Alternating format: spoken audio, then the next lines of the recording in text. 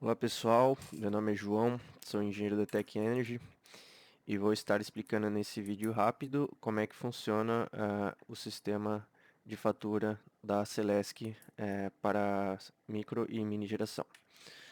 A gente vai começar aqui vendo a parte do cabeçalho, que na verdade eu tirei, né, para não mostrar os dados do cliente, do exemplo, mas o importante para a gente ver aqui é só a parte da ligação, que ela é monofásica, bifásica ou trifásica.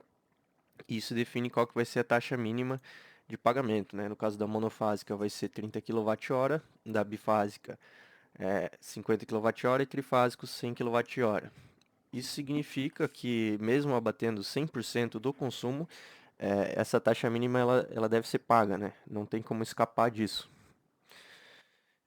Passando aqui para os dados de medição, o que é importante saber são a data da leitura atual e a data da próxima leitura, que a gente vê aqui nesse caso, que foi dia 2/9, a leitura atual, e a leitura anterior foi dia 4/8. Isso são 29 dias. Então, isso significa que o consumo referente ao 9/21 é um consumo de 1.560 kW, certo? Passando para aqui para baixo temos o histórico de consumo e aqui as mensagens. Aqui é importante a gente entender o seguinte. Aqui é o demonstrativo de saldos, referente à mini e microgeração, conforme a resolução 482 de 2012 da ANEEL. Aqui temos o saldo do mês, deixa eu só diminuir aqui. Saldo do mês no TP, que seria todos os períodos, aqui no caso está zero, porque no mês referente a, a 4/8 até 2/9 não acumulou nada, certo? E depois no saldo acumulado, que são todos os períodos anteriores ao dia 4/8. Nesse caso, foi 598 kWh acumulado. Saldo expirado no próximo mês, zero, porque é um sistema relativamente recente e o saldo só expira depois de 60 meses acumulado, né? Agora, passando para outra parte, que é a parte que dá mais dúvidas, são os dados do faturamento, né? Primeiro a gente começa aqui vendo consumo TUSD. O que significa consumo TUSD? É tarifa do uso do sistema de distribuição. Ele aparece duas vezes porque os primeiros 150 kW faturados ele tem uma isenção, um incentivo do governo para ficar mais barato, né, para incentivar o consumo menor. Então a tarifa dele fica 27 centavos só, e os próximos quilowatts depois disso passam para 32 nesse caso aqui, né? E daí também temos o consumo de tarifa de energia, que é somado. No caso aqui, a parte de 150 fica 27 mais 32, e a parte de 1410 fica 32 mais 38. Essa aqui é a parte do consumo, certo? Que é o referente ao que o usuário vai pagar.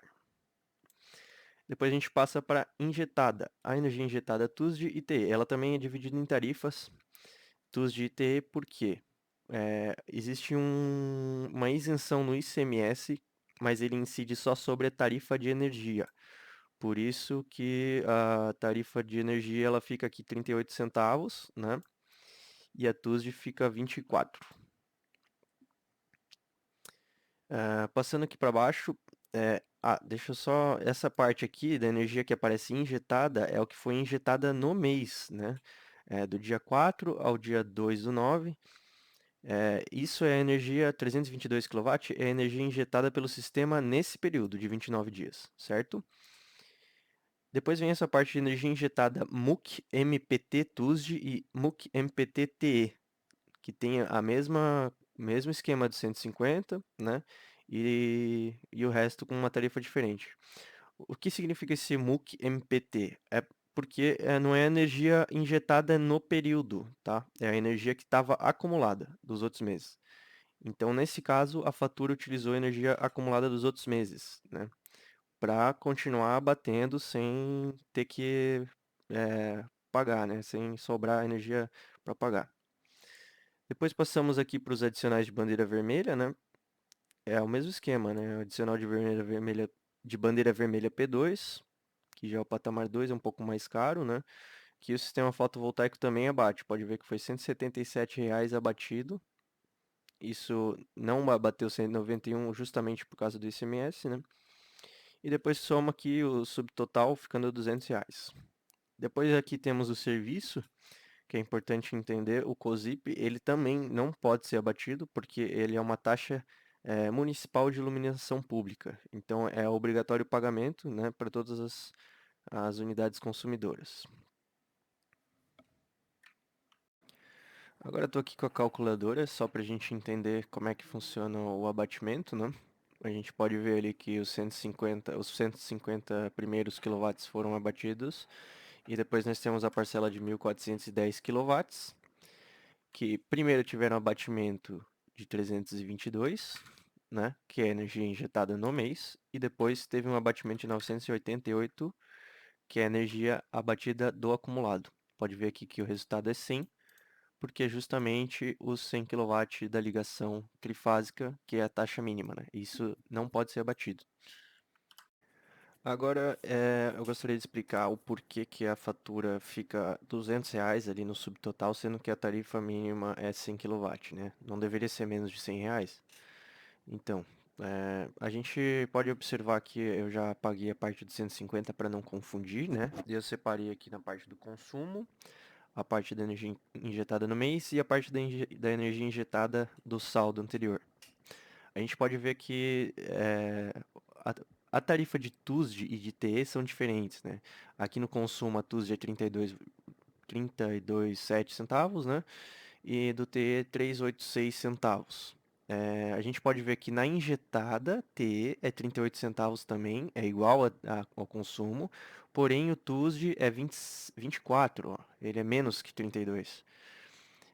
Então ele não está batendo na mesma equivalência, digamos, né? O mesmo acontece aqui na energia retirada do saldo, né? A tarifa TE é 38 centavos, que é equivalente ao TE do consumo, 38 centavos também, porém a TUSD é 24 centavos, que é um pouco menos de 32, a mesma coisa da energia injetada. Isso acontece porque a isenção sobre o ICMS, que foi aprovada pela Alesc, ela incide só sobre a tarifa de energia, por isso que ela fica equivalente 38 para 38. Agora, a tarifa de uso do sistema de distribuição, que é um pagamento diferenciado, ela ainda cobra o ICMS sobre a tarifa, a energia injetada, né? Então, por isso que ocorre essa diferença aí de não estar sempre abatendo o equivalente, né? Então, se a gente pegar ali todas as somatórias, podemos ver que, vamos lá, 41,65 mais 461,82 mais 49,14 mais 545,01. Isso seria o equivalente ao consumo, 1.097,62 centavos. Isso que iria pagar, né? A gente viu que em quilowatt para quilowatt foi injetado praticamente o mesmo, né? Só com uma diferença de 100 quilowatts. Mas o que realmente é abatido, né? É 78,39 mais 124,45 mais 36,51 mais 240,53 mais 49,14 mais 381,89. 910, né? Ficou aí mais de praticamente R$ 200 de diferença, que daí, se a gente somar aqui certinho com a bandeira vermelha, vai dar esses 200 reais e 28 centavos de diferença. Então é por isso que a energia não fica zerada ou equivalente ao o, o realmente consumido, né, que seriam 100 quilowatts. Bom, agora eu estou aqui na parte do SolarView, que é o aplicativo de monitoramento, né, para explicar a parte do autoconsumo que acaba gerando bastante dúvidas também, né, porque é uma energia oculta. Eu botei aqui o período do 4/8 até 2/9, conforme está a nossa fatura aqui, né, para a gente comparar. Aqui o aplicativo ele demonstra 962 kWh de produção, né? E isso é um valor bastante confiável, porque é a energia que passa no inversor, né? O inversor se comunica com o software de SolarView e a gente tem esses dados bastante precisos. Aí a gente vê o seguinte, se produziu 962, por que que no mês só bateu 322, né? Seria aí uma diferença de 962 menos 322. 640 kW. Para onde foi esses 640 kW, né? Esses 640 kW, eles são utilizados pela unidade geradora antes de serem injetados na rede. Então, é uma energia que o painel gera, envia para o inversor e o inversor ele é, já manda para os eletrodomésticos da casa, digamos, né? Então, isso que a gente chama de autoconsumo. A grande vantagem do autoconsumo é ele não ter essa incidência aí de ICMS, né? Que conforme foi demonstrado ali na fatura. Então, é uma vantagem você ter bastante autoconsumo. A gente pode ver que nesse caso, o autoconsumo é equivalente a 66% do consumo dessa unidade geradora, né? Então a gente pode presumir aí que é um sistema que utiliza grande parte do seu consumo no período de insolação, né? Que seria basicamente ali das 10 horas da manhã até as 4 horas da tarde, podendo se estender até as 6 horas da tarde, às vezes começa antes, né? Conforme a estação do ano. Mas um número desse de 66% é um número bastante legal, assim, de autoconsumo. Conforme eu disse, quanto mais autoconsumo, menos você paga ali a incidência do ICMS, então melhor para a unidade geradora, né? Bom, agora para finalizar, eu peguei uma outra fatura, que nesse caso é de uma unidade beneficiária, né? Essa unidade ela recebe créditos de outra unidade geradora, conforme demonstra aqui nas mensagens, né, a unidade consumidora pertencente ao sistema de compensação, conforme a resolução 482 de 2012 da ANEEL, cliente gerador Ana Girardi, unidade consumidora 8776.240, né? Aqui também mostra os saldos, nesse caso ela não acumulou nada no mês, porém ela recebeu aqui, que a gente vê no dado do faturamento, a energia injetada, que dessa vez não é MUC-MPT, é OUC-MPT. Ela, quando vem nesse escrito dessa forma, significa que ela recebeu créditos de outra unidade geradora, né? Essa aqui no caso é a beneficiária. Então é isso, né? Acredito que foi tudo explicado. Eu acho interessante que se você tem uma unidade geradora, você acompanhe a produção, né? Pelo aplicativo da SolarView, que assim você vai conseguir identificar a famosa energia oculta, né? Que é o alto consumo, que muitas vezes a pessoa acha que é só o que está na fatura, mas não é bem assim, né? Tem a energia que é consumida instantaneamente, que é muito importante a gente saber que ela existe, né? Mas então é isso, pessoal. Agradeço aí quem assistiu o vídeo.